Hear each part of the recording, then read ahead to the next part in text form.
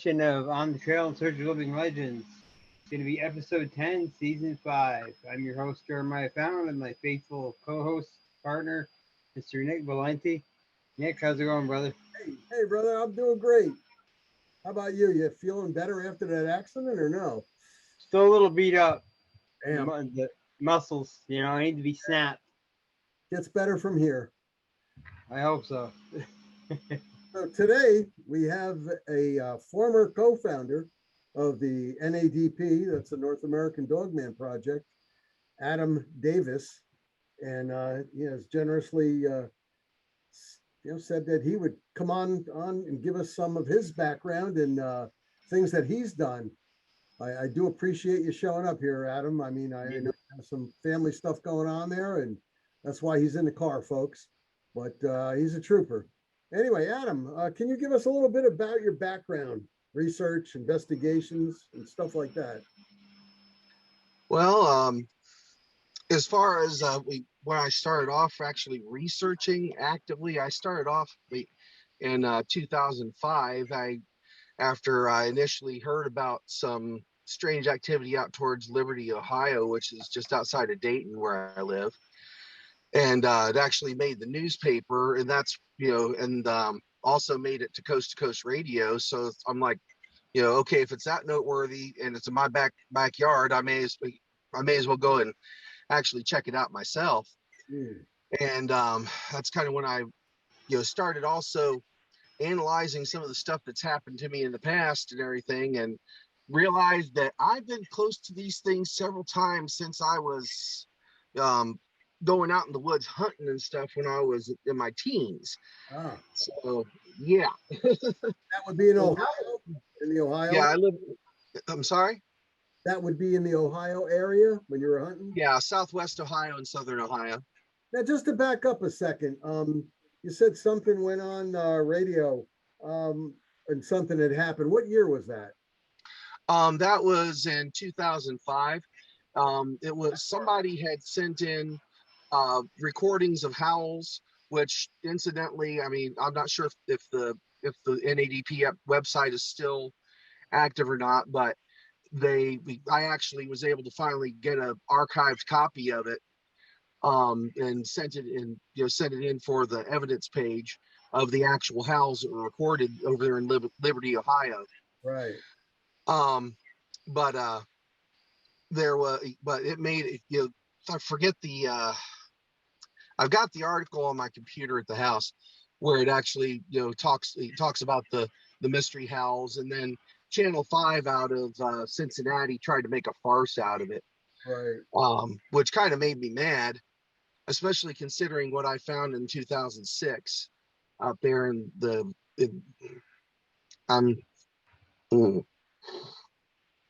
sorry, PTSD is a bitch. Oh yeah. Let me slow down a second here. But like I was saying, considering what I found out there and everything, it really makes me mad that they tried to make a farce out of it. But in hindsight, knowing now apparently how the ODNR and apparently the DNR in all different states, and I guess Department of Interior and stuff is involved in trying to cover these things up, or the presence of them anyway, that it kind of makes sense that the media would be directed to make as much of a farce out of as possible. Right. But I learned early on when I was a kid how to track. Like I said, in hindsight, now that I've now that I know what I'm tracking, I remember coming across prints that were, anomalous. There used to be, there was on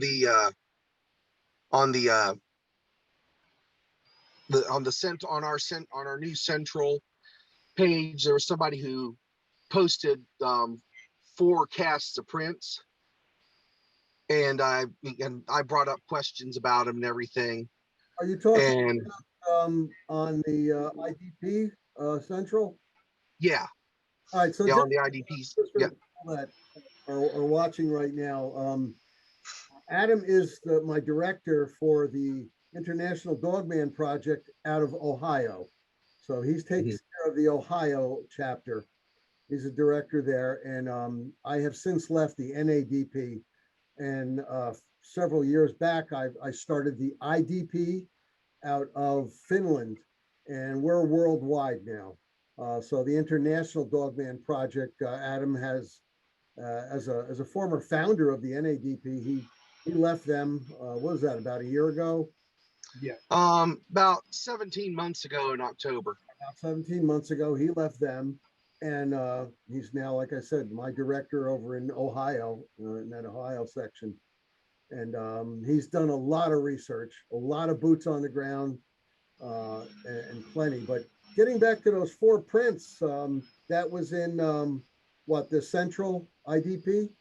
Yeah, and a discussion arose about it, and I was, saying, okay, somebody questioned my background, I guess you could say, the guy who posted it, and saying that his anonymous researcher was effectively unimpeachable, yada yada, and you know me, you know how I am.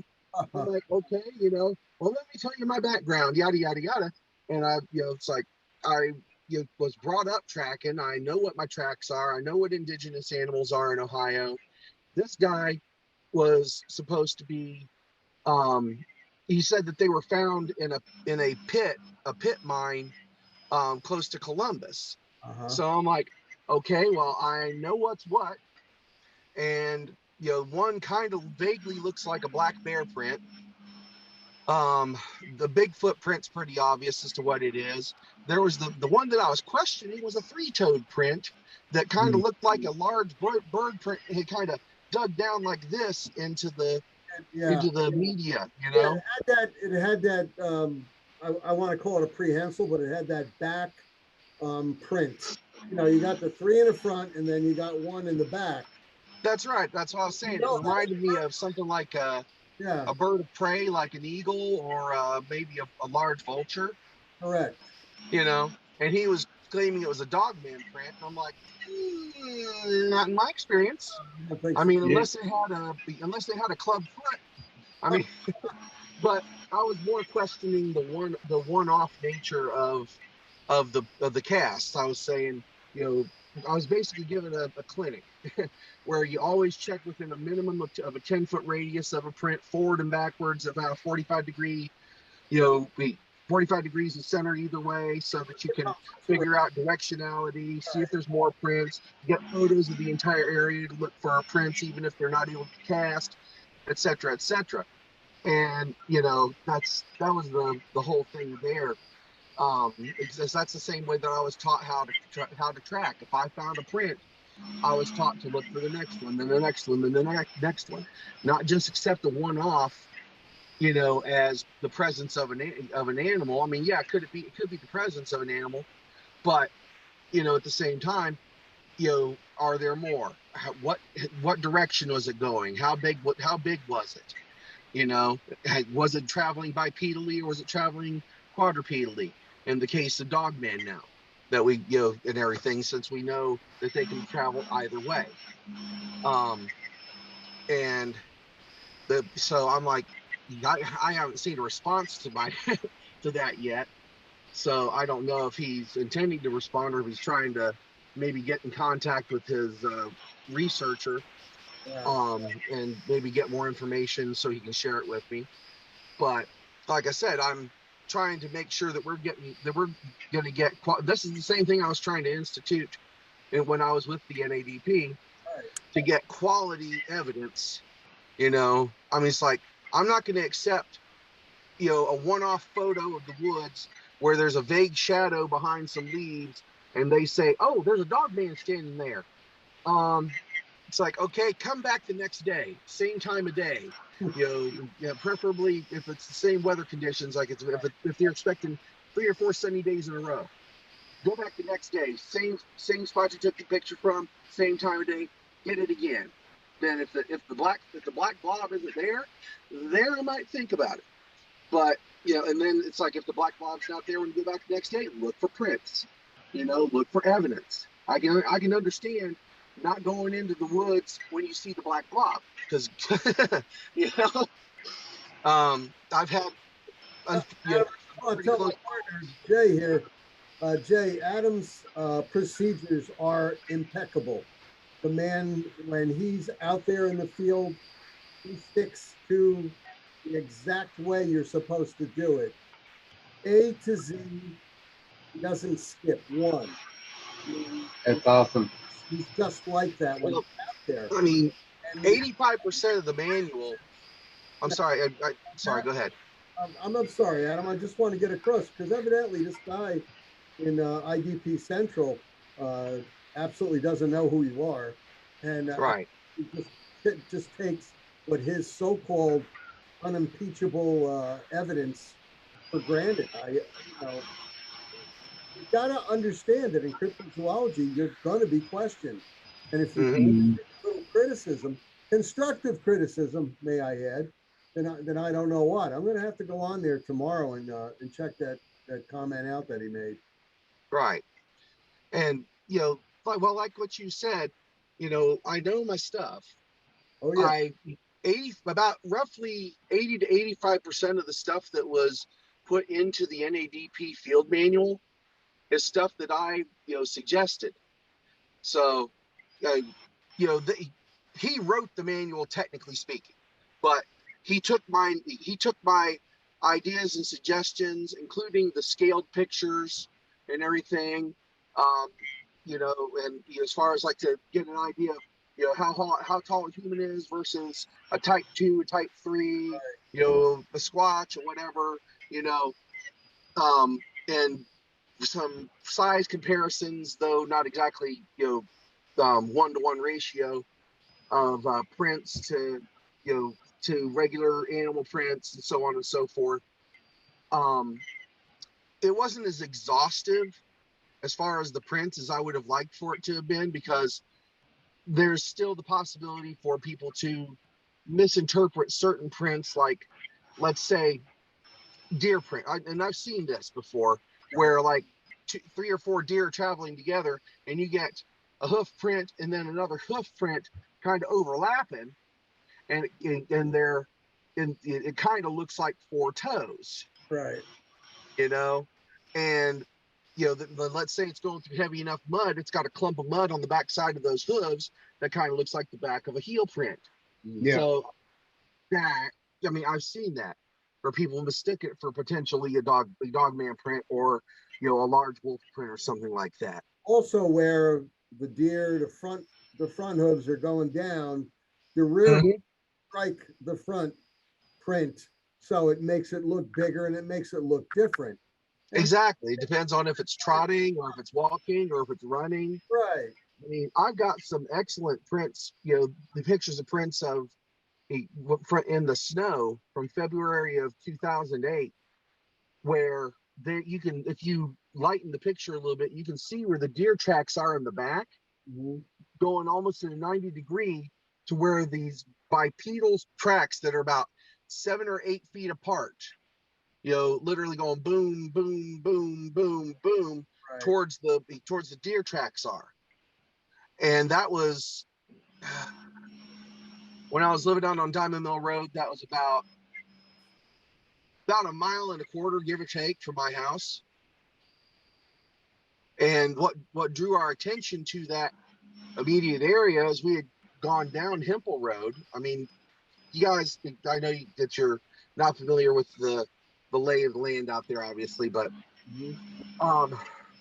we decided to just go down Hempel Road, and all of a sudden 2 deer run across in front of us at 2 a.m, and it's like, I'd say it was about 15 degrees out, maybe 20 degrees out when this happened. So most deer by that point in time have already been bedded down, and unless something's chasing them, the rest of their flock. Exactly. Something went after the herd, right, and saw these 2 does running like hell. And we go down the next road to Clinton Road, and I told my girlfriend at the time to stop. I just got that funny feeling. And where she just so happened to stop, I'm lucky I didn't step in it. I looked down and there was a print this big around. Oh, I've got a measured the picture of it on my web on my Facebook. Right. And now mind you, the temperature was well below freezing.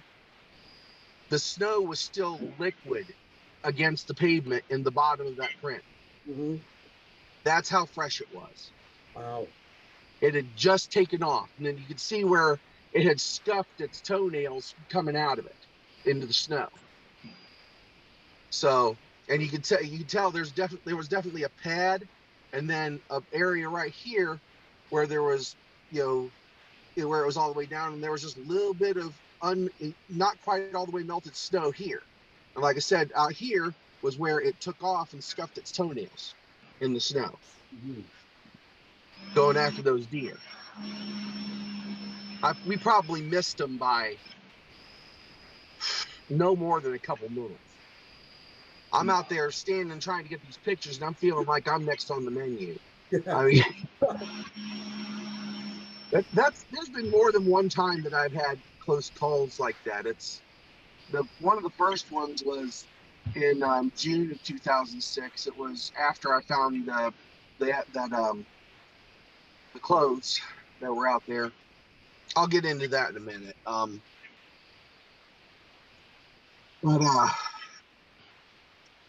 I was going. This was before they really started paying more attention to Anthony Road and paving it more often.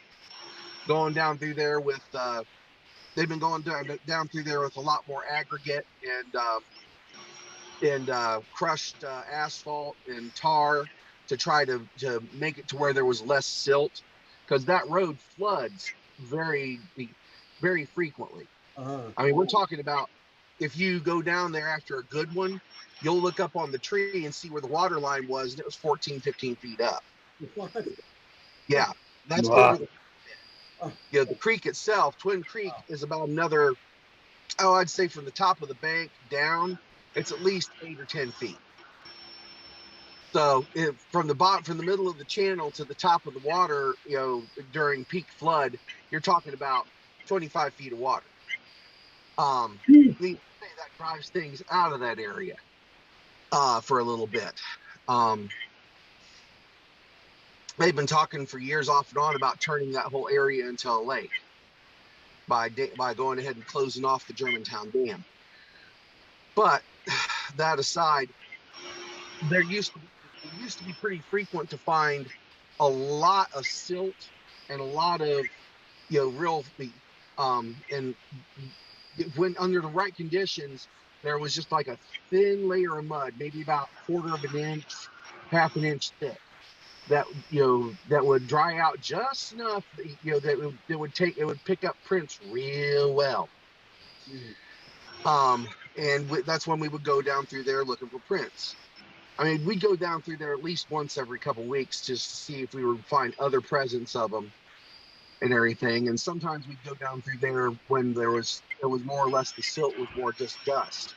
I've got pictures of it when I found strings of prints that were just their impressions, but they weren't real good because the wind had been blowing. But that they're the right size, and they're along the edge of the road, and they're going 1, 2, 3, 4, down the edge of the road. Sounds like it's a extremely active dogman area then. Yeah. And I'm pretty sure that it's not like a home to them so much as a frequent hunting ground. Right. This is something that I was positing as a hypothesis a while back to the NADP, and I was trying to come up with a map for it, where there's like a core area, in one part of Ohio near the headwaters of the different rivers, and they kind of group off into smaller groups. I mean, let me quick question: how many times have you guys heard reports of groups of anywhere between 4 and maybe up to 7 dogmen? Not many times, to tell you the No. truth. Sasquatch, yes, not Dagman. Yeah, Sasquatch, yes. I've heard, I was picking through the files a while back, Uh-huh. and I found several of them like that, where there were reports of anywhere between, the lowest number I saw was like 3, but the average seemed to be somewhere between 4 and 6. The highest number I found was like, somebody encountered like 7 of them.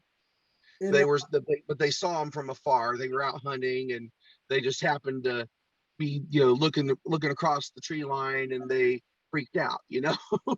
Adam, I got to tell you, out of all the at this point, thousands of reports. It's gone well over a decade now that I've been doing this with Dogman. But in all those reports, I think 3 times. One of them, D.A. Roberts, that's our central director. He had been at a Joe Ball Park in Missouri, and they didn't know it at the time, but upon going back and analyzing the film, they had anywhere from 5 to 7 dogmen in Joe Ball Park, not more than maybe 50, 60 feet away from where he was standing and filming. Right. This was at nighttime. That's one out of, I have 2 other reports that are 5 and 3. So that's about it for me. 3, 5, Right. and possibly 5 to 7. Well, my hypothesis is, at least with the groups that are here in this immediate, vicinity within, let's say about 150 mile radius from what I kind of envision as the center, because let me take a step back on that. The center of the area is, like I said, around the headwaters of the Scioto River, the Miami River, the Little Miami River, the Mad River, and the Stillwater. Okay, right. That's the kind of the high ground right there. And Indian Lake and all that's included in it. But because there's a lot, I've seen a number of reports from around Indian Lake. But the Native Americans had, before the white men came to the Miami Valley, they had kind of considered that area taboo. They didn't really want to go through that area unless they absolutely had to. And when the white man came, they told the white man, don't go there. You're going to rile these things up, and it's going to be bad for everybody. Just in a nutshell. What did the white man do? Yeah, we did the typical white man thing. Oh, the Indian says don't go there. There must be something good up there. Yeah. And if you look at the number of the odd number of covered bridges that popped up, pretty quickly after the settlers came into this part of Ohio. Yeah. Crossing all the creeks and rivers and stuff up there. Remember, there seems to be a very strong correlation between the fact that these things like to follow waterways, probably because of easy source of water, fairly easy source of food, whether it's beavers, muskrats, deer, everything's got to come to drink, or something lives in the water, that they can, or near the water to where they can get to food easily. Generally speaking, let's just say that's outside of, them pilfering cattle or sheep or goats or dogs or whatever. Which I think a lot of that is maybe the younger pack members. So basically what you're saying is that area, it's a water source, number one, and it's a good food source because there's a lot of deer in the area, plus the beavers and whatnot. So, and they can radiate out. Concentrate. Can I ask you one other question before you continue with that? Is there any shelter areas for them, for the dogman in that area? Are there any mines? Are there any burrow areas? Any caves? Oh yeah, Ohio is riddled with caves. Riddled with caves, right? Yeah. Just going up to, let's say, for example, up to Bellefontaine, Ohio. There's the Ohio Caverns up there, which is a known tourist spot. And then I actually came across another set of caves that I didn't know was up there called the Zane Caves. And like I said, who knows how many caves there are on private property that are all over the place. All right. I know that down in southern Ohio, there were a number of caves down there around my grandfather's place that were off the edge of the property on that were not documented, because I looked for them on maps later, but they were not documented on the maps for the parks and everything. Because my grandpa lived on the edge of I believe it was called Sycamore State Park, one of the bigger woodland or forest parks in the area. Plus there's Peach Mountain, which we could literally see from the house, which was maybe about 5 miles from the house. And we knew there were caves there. I was personally in a couple of them, and one reeked, oh my God. You know, you couldn't go back very far in it without feeling like you were going to throw up. But you're a better man than I am, because I never would have even crawled in there. Yeah, well, like I said, we figured that maybe something went in there and died. You know, so we were just like, okay, yeah, let's just leave that alone. Thank God it was also broad daylight. But that was back in the day when I was able to go all over the place without even having to worry about, you know, my physical ability to be able to do so. You know, but God, the way the joy of youth. Anyway. Yeah. Well, that cave that you found with the stench, were probably all the way in the back, and they were like, "Hey, who ordered takeout?" Right. You were going to walk in there, they were going to say, "Oh, here it is." Well, it wasn't very long, after that I was sitting out on my grandfather's front porch. This was just shortly after we got the new house built, and we had people trying to come up onto the property to get into the barn and steal stuff, and I was sitting there with a 30-06 across my lap. Oh, nice. And I'm sitting in, and the moon is, about, I'd say it was probably about a three-quarter moon. So it was like either waxing or waning gibbous. I can't remember exactly. But all of a sudden, I hear this god-awful, screaming and howl, like it was simultaneously in pain and pissed off. And the 3 horses we had a mare and my gelding and a colt, and they come tearing in out of the little pasture that they like to bed down in during the night. And I'm like, what the was that? I'm 14 years old at that point. I'm confused and scared half out of my wits, because I'm like, never heard nothing like that before. And so the next day, my mom and my uncle were coming in to go horseback riding, and I go to bring my horses in to brush them down and get them saddled up. And I'm looking at the back end of my horse. Mine was the gelding, and there was these claw marks. Okay, I wear a size 2X glove. Okay, the claw marks extended out this far from where I centered my palm on the base of it. It was like it slapped it against the grain of his fur, and then drugged for about 3 inches. So the overall was like this against his fur, and dug into his flesh and on, I believe it was the middle and this one, middle and ring fingers, where it dug into his flesh. So, I mean, yeah, my first thought, not having any inkling at 14 years old of what the hell it was Bigfoot. But, later on, when I, started looking back at the things that I had found, like I was talking about earlier, track wise and everything, because there were black bear out there. Right. Okay. I know that there was a mama bear that had at least 3 different cubs over the years that she was in the area.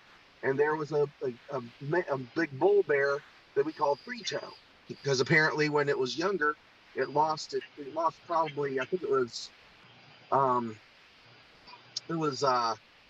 believe it was these two, it would be these two claws, you know, it had this distal claw, and then this claw, and these two were just down like this. All right. So it lost those in like a fox trap or coyote trap or something. But I knew his tracks. Okay. And then it was, like I said, shortly after that incident that I didn't see any more tracks of the bears. And so it was, I'm figuring something got them. You know, I wouldn't expect because bear hunting at that point in time in Ohio was a no-no. Right. And especially on the parkland. But this, like I said, they were always coming along the edge of my grandpa's farm, and there was cliffs there and everything, and there was, like I said, there was caves under there. So I kind of put 2 and 2 together, you know, looking back now that I remember finding these great big dog-like prints and stuff. Because I was thinking, you know, that doesn't look right for a bear. It looks like a big dog print, but where the hell would there be a dog that big or even a wolf that big? Because it was too big to be a wolf either. Yeah, that was way too big. I mean, the type of bear would have had to been a brown bear, for crying out loud, for a claw size that big. Yeah, that's what I'm saying. And when I was part of the NADP, I'm not sure how much you guys heard about it. There were at least rumors that I understand. I'm not sure if it was anything actually confirmed or not, of Kodiaks and grizzlies getting dug out of their dens and winding up mauled to death by something. So that might lend some credence to that. But this was during the summer that the bear tracks all of a sudden just disappeared. And I was used to seeing them on a regular basis. You know, I would see fresh tracks like every 3 or 4 days going through, you know, because we would go back there and I would be looking for different things to hunt and everything, you know, going after squirrel, going after rabbit, you know, stuff that was, you know, in season enough that it didn't really matter. You know what, Adam? That would lend credence to your what you were telling us before about 5, 6, 7 dogmen being seen in packs over there. Because if that were the case now, if you have a family of dogmen, like 7 of them, that would be enough to run out. You know, if you had even grizzly up there, I know grizzly is the apex predator, but even an apex predator can be surrounded by 5 or 6 or 7, you know, other apex predators and chased out of the area. Yeah. Right. Yeah, that does lend credence to that claim. You know, Jay, I didn't think about that. Yeah. They outnumbered them, so the bear left. Right. And like I said, that also falls into the roughly, as the crow flies, about 150-mile radius from because Adams County. Okay. Picture a map of Ohio. Okay, you've got Lake Erie, you've got Toledo, you've got the Indiana border, the Ohio River down here, and West Virginia over here, in Pennsylvania. All right, I'm not sure if it's going to look mirrored on here or not. Let's get the idea. Okay. Dayton's about here. Cincinnati's down here on the river. Bell Fountain and all that's right up here between Dayton and Toledo. Okay. Now, it's rough from this area. It is roughly 80 miles to Toledo, about 100 and some miles to Elkhart and Michiana. Going over this way, you almost get into the Cuyahoga Falls area, Then you go down through it. It goes around the backside of Columbus through Zanesville, and then down all the way into the Adams County, Jackson, Clinton County, Brown County area, almost all the way down to Portsmouth, and then along the river. And again, remember that there was that recording on the NADP site of what was supposed to be another dogman that was letting off those squalling howls and barks. Right. Then there was the one in Bellbrook, which again is my backyard. It's on the opposite side of Dayton. Like if you have Dayton here, and let's say this is the west side of Dayton, this is the east side of Dayton. Liberty is about here, about 4 or 5 miles outside of Dayton, and Bellbrook is down here, about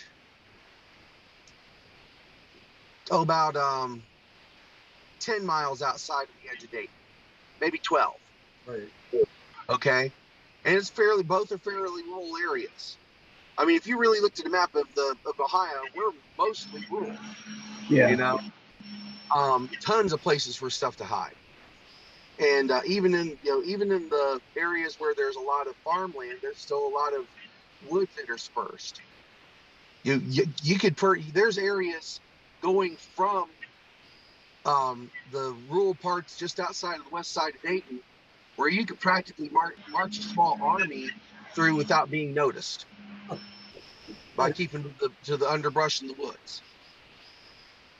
Now, in your time out there collecting footprints and the like, because I know I've come across this myself, and I've studied zoology. I'm just completing up a master's in zoology, and something I really hit upon is a lot are footprints. Now, my question to you is, Adam, Dogman, and this is what I'm speaking specifically of, 3-toe, 4-toe, and 5-toe prints. Have you ever come across something like that? The only time I've come across anything again that was 3-toed was something that somehow lost a toe. I've never come across anything that has a natural 3-toed print unless it's an avian or a reptile. Or a okay. hippopotamus. Yeah, but like I said, 5-toe as almost the only thing I've come across that's naturally 5-toed aside from Bigfoot, humans, bear, and other apes is bear. Okay, now unless again it's a mutant, something with polydactylism. I mean it happens. I mean look at a Maine Coon cat. They can have up to 7 or 8 toes sometimes on each foot. But again, aside from the occasional polydactyl or something that lost something like me, I was wondering was somebody noticed that. Did you lose? Are you putting your fingers back like this, or? Oh no, this is my stupidity. I had an accident, that, bro. Yeah. Wow. It's okay. Woo. It's like everybody meets Snipey. But he's my research partner. Like I was saying though, as far as something that's normally naturally formed, I've not seen anything that unless it's a plantigrade type foot where where this would be the heel and it and it's laying flat on the ground. I mean, because technically a bear is plantigrade. Right. If you actually look at its rear foot, it has a heel, it has a sole of the foot, and then it has which is more narrow than the front paws, because the front paws are kind of like this, where the plantigrade part is more like this with a heel that would be more back here. Okay. And that's why they can stand up and walk pretty easily, although they kind of shuffle. They're short-legged and they're not real well balanced, but they can, stand up for a while and fight. So generally, Or finding or the show off, scare off someone else. But but pretty much everything that I've seen that's four-toed is digigrade, which means that it has a hock to the back of the legs where the heel is actually connected up here to the Achilles tendon, which goes up which would go up the tibia and the fibula, and then the humerus up here to the hip. Okay, with the toes down here, so it bearing the weight, which gives it a lot more ability to be able to go a lot faster and jump higher and everything, because it's more like a spring.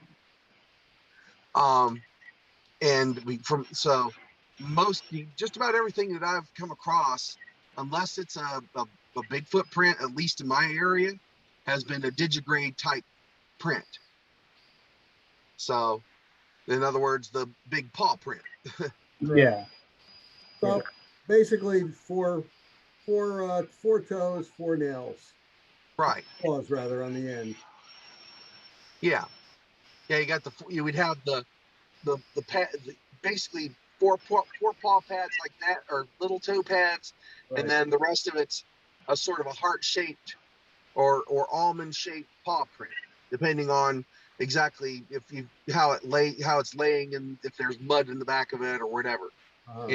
Generally sort of a triangular overall shape, because like someone will have, if it's a good clear print, you'll see the little in the back, a little notch. I mean, pretty much anybody that's got a dog can look at the dog's print, or look at their dog's paw, and if they'll hold still, and they're not too ticklish, but like I said, and get an idea of the overall shape of a print from one of the digigrade type of more canid style dogmen. Right. Yeah. Just blow it up about anywhere between about 4.5 by 6 to maybe 7.5 by some of the big ones be about 7.5, maybe 8 inches long by about 5 inches wide. That's the range I've seen. Right. Now I've seen, when I've been out there, the four-toed prints, but they were about, I'd say, there was 2 sets of prints. One set was about 9.5 inches, and the other set was about 7 inches. Now I'm thinking that it went down on all fours at that point, because maybe the hand prints were a little bit smaller than the feet prints. Well, I mean, I'm not sure about that, because you got to look at the size of these things. And from what I've seen personally, I'll tell you this, I sure as hell wouldn't want to get grabbed by one of these bastards. Because the hands that I saw, that I've seen a couple times real clearly on them, and based on the size of the hand, the handprint on the ass on my horse, I would say that, again, size 2X glove, the fingers came out like this. So they extended about 2 inches beyond my fingers. That was before the tips of the nails. So if they are going down, I couldn't imagine them running open-handed, or open pawed like that. Maybe curling their fingers under like this, kind of like a gorilla. Yeah. Because I mean, you've seen how fast a gorilla can move all fours. Oh yeah. I mean, I don't see why they wouldn't have potentially an adaptation gorilla to where they have thicker, more calloused skin on their knuckles and stuff, to where they could do that, And if they come across something that they have to get across, they can reach out, grab over it, and launch themselves and exhaust it. Well, what we were thinking was it's possibly juveniles, several juveniles in the area. Right. I had an encounter back in 2013, and the size of the hand, well, the claw, I might as well call it the hand with the nails on the end. I mean, the nails look to me to be about 3.5 inches long, and the hand looked itself to be about, I'm telling you, it looked to be about a good 8, 9 inches itself. And it had That's in its that's pretty much in line with what I've seen. yeah, and what it had in its claw was part of a deer. Yep. And I mean, so I'm the reason I'm asking you about the toes and size and everything is because the footprints that we found were, 9.5 and 7, several in the area. So that's what I'm trying to get at. So maybe they were juveniles. Maybe it wasn't where we're Well, I mean, it may have been a bunch of juveniles that could have been taken out on a hunt by an alpha. Yep. possibility too. Yeah. Yeah. Yep. But like us, back to the whole idea of the small groups thing. Okay. Remember how I was saying central area. Okay. Uh-huh. Think about the fact that they could potentially have, again, riddled with caves, that there could be dozens and dozens of individuals up in that main area. Okay.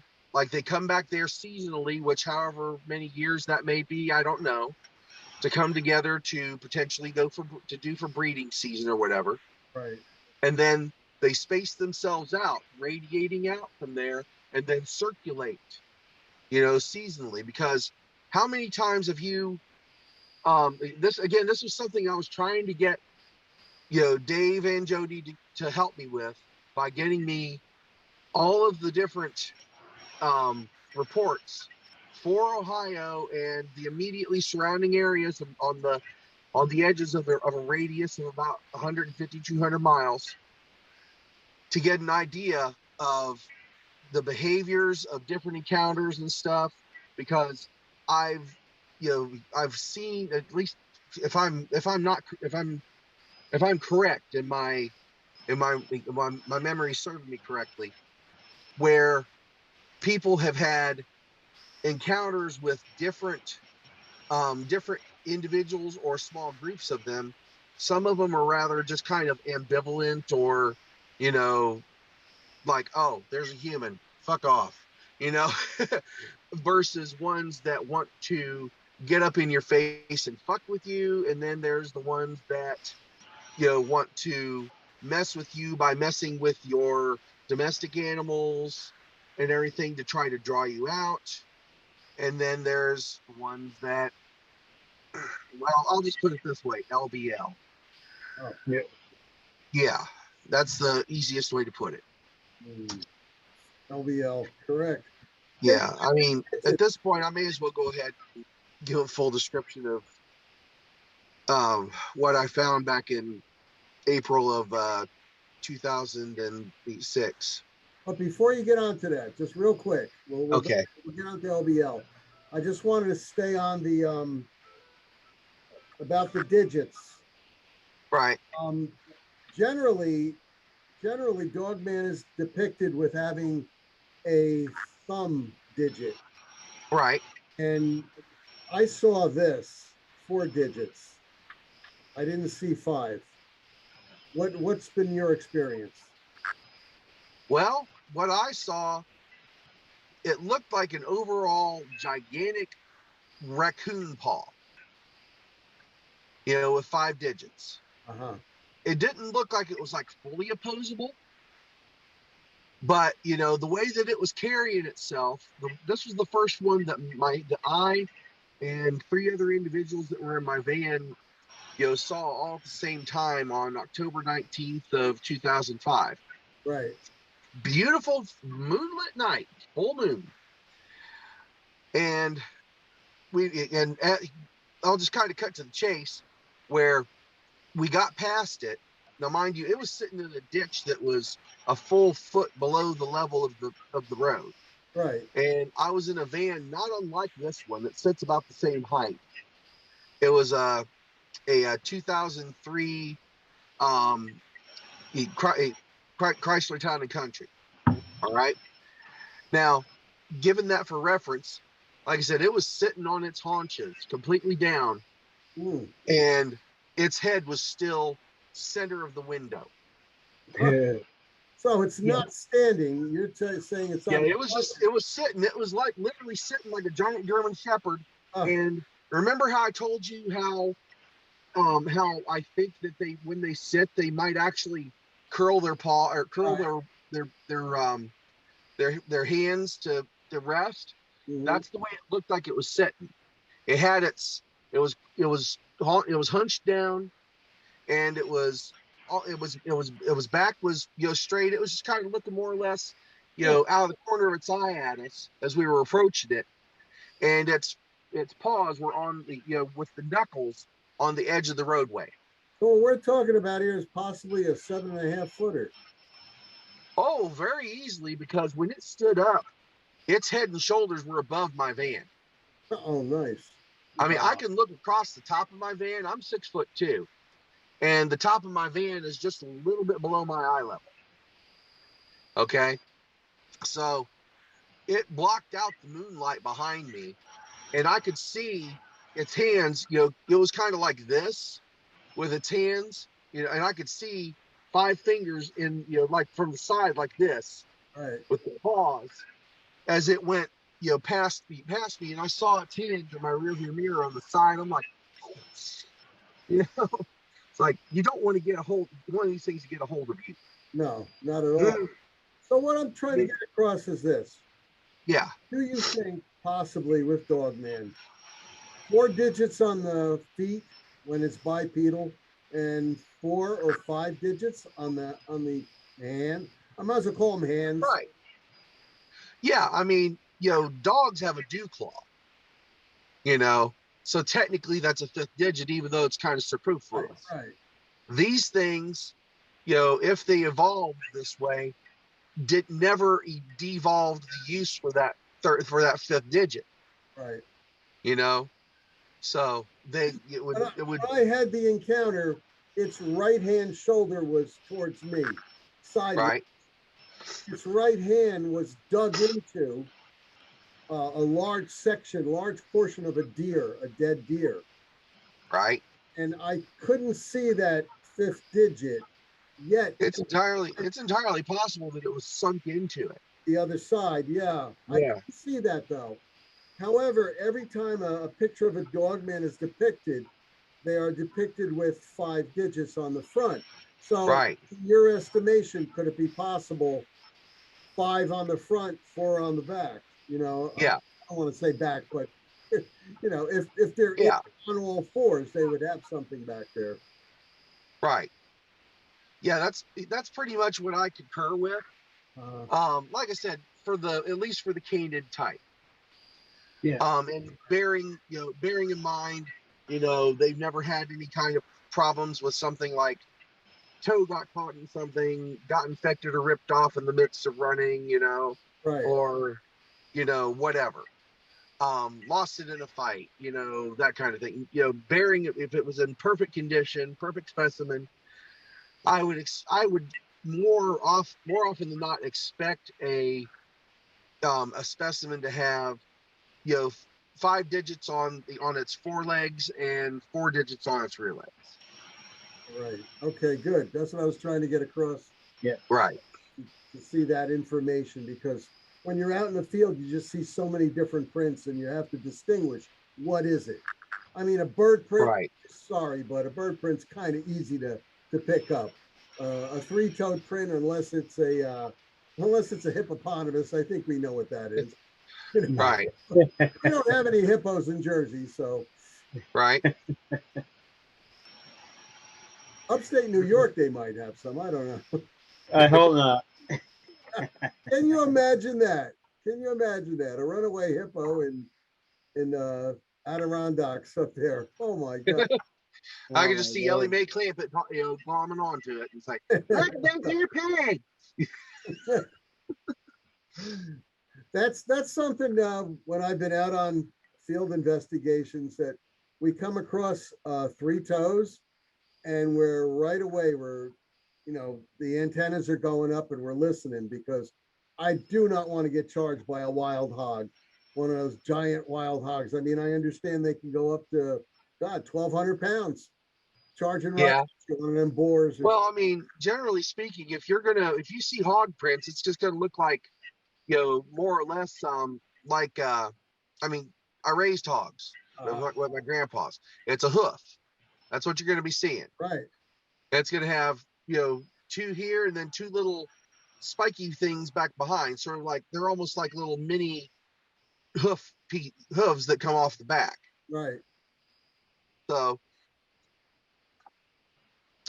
you start seeing that and rooted up ground and hooves this big. It's time to get out of there. That's what I said. I mean, we saw. Yeah, because you're looking at a hog that's probably in the 1,000-pound range.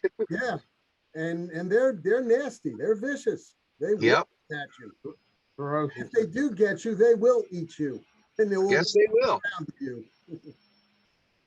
Yeah, I mean, there's an old trope about, that's how the gangsters got rid of a lot of people. Yeah. Sure, yeah. They'll eat everything but metal. That bacon you might be eating might be part of Guido or Jimmy Hoffa. or Jimmy, yeah. Yeah, those things they're totally indiscriminate. They'll eat whatever you put there, they'll eat it. Yeah, that's why I tell folks, I said, you want to go out there, investigate, and you want to find Dogman and Bigfoot and Mothman and Lizard Man, and what happens if you find them? But what happens if Wild Hog finds you and his friends? They're out for a romp, or a mountain lion, a bear. These are not things you want to come across out there, so you really need to be prepared. Right. I mean, that's another thing is I'm trying to drill into people's heads for a couple reasons. Number one, so you know what you're coming up against when you're out in the field. Right. Do some research, see if there's coyote packs, see if there's bear activity, see if there are any cougars or even lynxes. I mean, a lynx will mess you up if it's pissed off at you. Oh, yeah. Or lynx/bobcat. But a cougar can kill you. Definitely bear, definitely coyotes. If you're up north towards, any of the northern states along the Canadian border, you have timber wolves. But you got to watch. But you also have to learn to know the calls so that you can distinguish them from anomalous sounds. Mm-hmm. Know what you're listening to when you, let's say you're out there in the summer and everything goes dead silent. Right. To make sure that you're on the alert for that. Mm-hmm. But also make sure that you have also know your different prints and everything as intimately as possible. And but more importantly, and this is another reason why I left, and because a certain individual was promoting gifting, also known as baiting. That can wind up being very bad, not only for you if you happen to go out there and you forget to take their little treat that you usually give them, right? But if you're doing it in a public park, like a large public wilderness area, and you get things habituated to getting whatever, that could, and they associate that with human presence. Mm-hmm. And they don't bring their little tribute. You could get somebody else hurt very badly or killed. Yeah. And that's what I was trying to get across to this particular ding-a-ling. And trying to tell it's like, tell them, look, I mean, Nick saw the posts I did on his page regarding this, knowing full well that this particular person was on that page as well. And I had one of his admins pin it. But, that gifting activity is something, and this was something that was in the bylaws even. Gifting/baiting activity is right up there with the no kill policy. You don't do it. That's right. You know, but what did she do? She continued to, promote it and promote it. It's like, oh, well, look at this. That opened up the peanut butter jar. Yeah, raccoons can do that too. Right. Raccoons can do that very well. Yeah, I even showed her video proof. She's like, oh, well, they probably loosened it for them. Right. But the dangerous thing is this person up in that area, central area up there, was doing this near public parks where children play. Exactly. That's what I'm saying. Wrong. And you know what? I've always said, you don't call it a field investigation if you don't go about at least a half a mile into the forest area, for crying out loud. You don't step into the park where children are playing and then into the forest area 10, 15 feet and say, I'm on a field investigation. I'm sorry. And gifting in that area, that's horrible. That's horrible. I mean, yeah, that's like literally leading them to, that's like, again, baiting them to a better food source. Right. Yes. And you know what, Adam? Putting peanut butter out there, my God, that's going to draw bear. Exactly. I mean, come on. These people are just, I know we're all. Well, it'll also draw in coyotes too. Oh, yeah. Coyotes, and up in that area, there's also wolves. Wild dogs. And we all know that canids, generally, that regular canids generally do like peanut butter.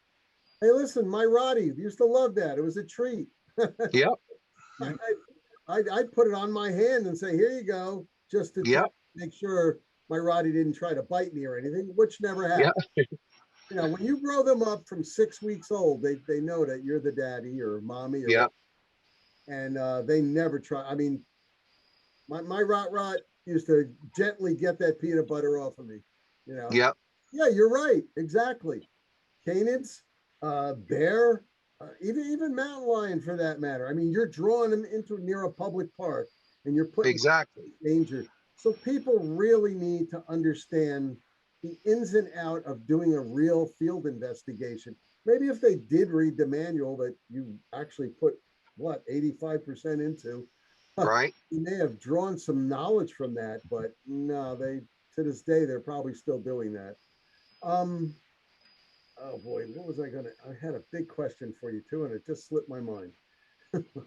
Damn. Well, let's get over to LBL that you were going to talk about. Yeah.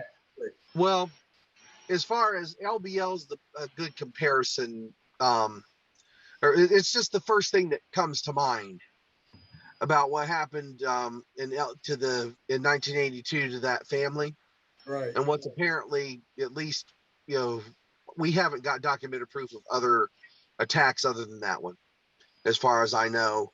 I mean, we've got reports of potential, and everything, but nothing as concrete as that was. But what I found out there on Anthony Road in April of 2006, it was, I can't remember the exact day. I think it was like around April 10th or so. Decided to go out and check for prints because it had rained a little bit early that morning. Just enough to, moisten up the silt and everything, and, make it to where it would take good prints.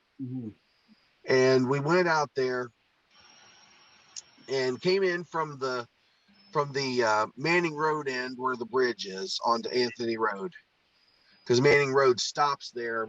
Anthony Road comes down from the back side of the dam and on up towards Lower Gratis Road, where it ends, where it meets Lower Gratis. Okay, this is running along Twin Creek. So if anybody who's listening to this, they can actually look this stuff up, on Google Earth and get an idea of where this is all at. So we crossed the bridge, and it kind of takes a little turn going down off of the bridge into, down onto the road again. Right. And I tell my girlfriend to stop because I see something weird up ahead. I see like this pile of something black. Now, mind you, this is about 9:30 in the morning. So I'm not sure what I'm looking at. I'm not sure if I'm looking at potentially some sort of dead animal or what, with fur matted down from the rain. So I get out and I look at it and I get a closer look and I'm like, oh, wait a minute, this is a pair of pants, you know? So I guess real carefully get a hold of it by the belt loops with my pinkies, and I pick them up, and I got it to where where the front part's a little lower than the back, so that I can look and see what brand they are, size and everything. And it's a petite brand, or a petite size of a women's brand of cargo pants. Uh-huh. At this point in time, I've only looked at the back side of things. So I turn it around like this, and I damn near drop them. Not because of clumsiness, but because it's completely matted in blood and it's shredded. Yeah. So I carefully put them back down, and I look around, and I look across the road, and about 60 feet away, I see something red, and I'm like, okay. I go over and look at it. Just kind of walk carefully. I'm looking for prints at the same time, and I get over there, and there's a sweater, and part of the belly part of it was unraveled. I mean, it was like not just a little bit unraveled. It was like 10, 15 feet of yarn, like something was trying to drag it off of it, like it was stuck on it and it was getting rid of it. And inside of it was a red t-shirt. Mm-hmm. And the red t-shirt was matted with blood, just like the pants and the sweater was, and it just looked like Freddy Krueger got a hold of it. And again, I looked at the tags, and it was matching sizes to the pants. We call the police, and so we get a hold of the dispatch and tell them where we're at. And they said, oh, well, it's probably just someone's trash. Don't worry about it. I look around. I'm like, there's not a trash bag within 100 yards. And this blood is just congealing. And I mean, it couldn't have been more than a couple hours old. It was just starting to draw flies. So I tell my girlfriend, okay, we're going to go back to the house. We're going to get a bag to put these things in and keep them as evidence. By the time we got back, we were only gone about 20 minutes to go up the road and back, to get 10 minutes there, 10 minutes back. By the time we got back, the clothes were gone, and somebody had taken the wheel of their vehicle and driven over the area multiple times to get rid of any kind of blood or imprint evidence from the clothing on both sides of the road. They did that to both sides. Right. And that was after I had called the police. Now, fast forward to 2015. Mind you, that happened in 2006. 2015, Jody and I go out to the Salt Fork State Park, to the Bigfoot meeting out there. And we come across this guy that's a Bigfoot hunter from down in Hamilton. I can't remember his last name, but he went by Dave. About 5'10", glasses, bald on top for the most part. Said that he started coming across these dog-like prints down there in the Hamilton area. Now, mind you, Hamilton is about 25 miles south, roughly, of my research area. All right. And he followed him up through 7 Mile, Trenton, Oxford, and finally got to Germantown. And he was going door to door at that point, asking, more or less on the outskirts of Germantown, asking people about if they'd heard or seen anything weird, yada, yada, yada. Came across this one family that, now, bear in mind, I had not said a word to him about what I found out there. Okay. That he comes across with, saying, it's like, I found this one family that said back in April 2006, their daughter went out jogging one morning. It was an early morning jog before the sun was up, and around the backside of the Germantown Dam area, which is exactly where Anthony Road is. Right. And she never came back.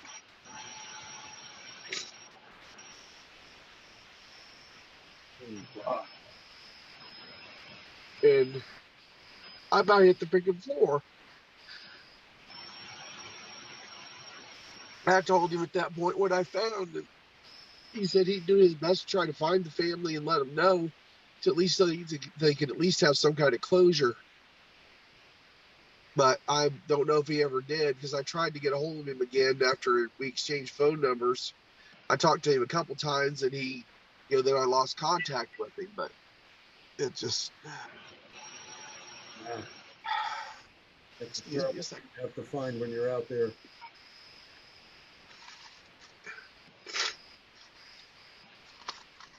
Pardon me a second here.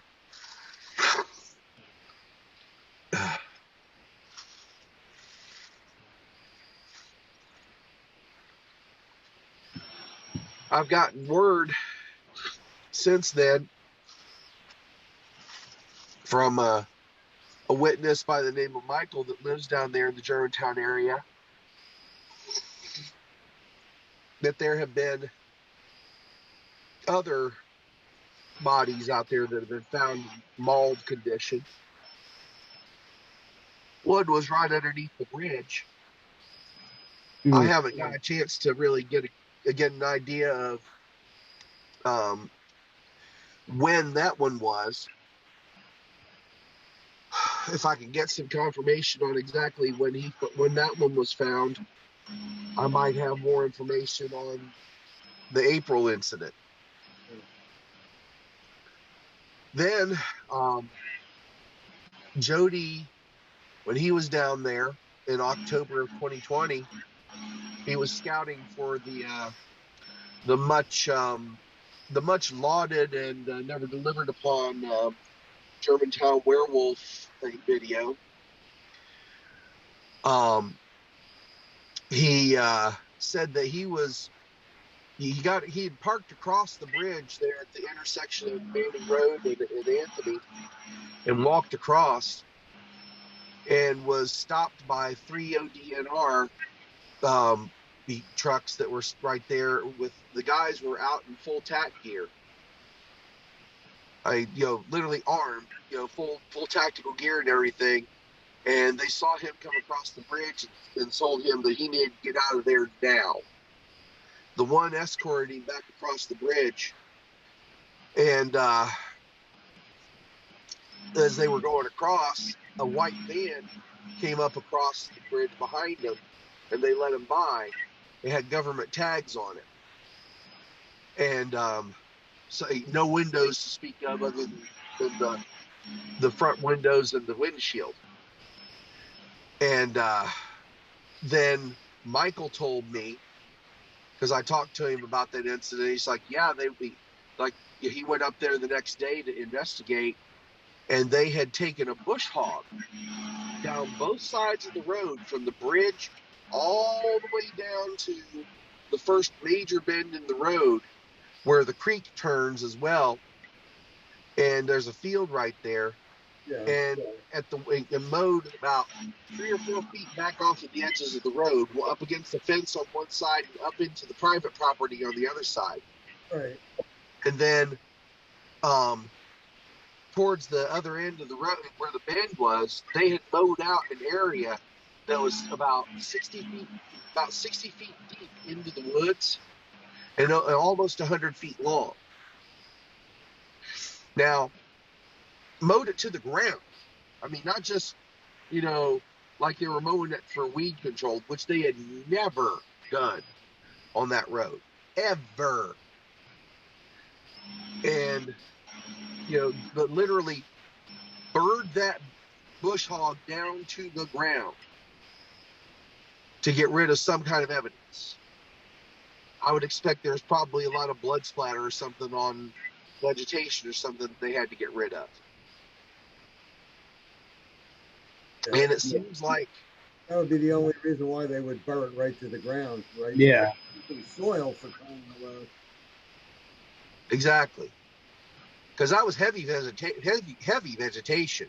Mm-hmm. We're talking honeysuckle, brambles, all kinds of stuff.